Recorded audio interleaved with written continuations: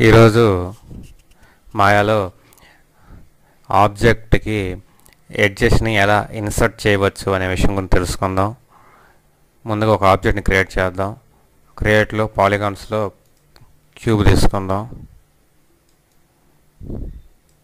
ఇక్కడ smooth on చేసి ఇప్పుడు దీని ఆబ్జెక్ట్ మోడ్లో ఉంది.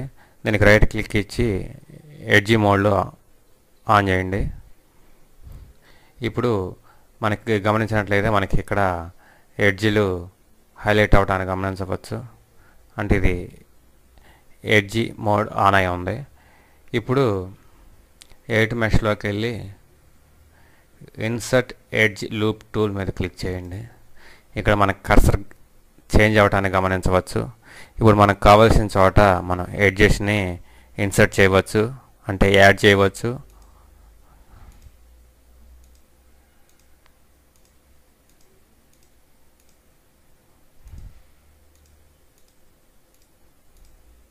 ఈ విధంగా మనం ఎడ్జ్ని ఇన్సర్ట్ చేయవచ్చు.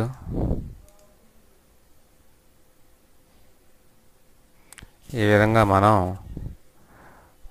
ఆబ్జెక్ట్కి ఎడ్జ్ని ఇన్సర్ట్ చేయడం ద్వారా డివిజన్స్ని పెంచుకోవచ్చు.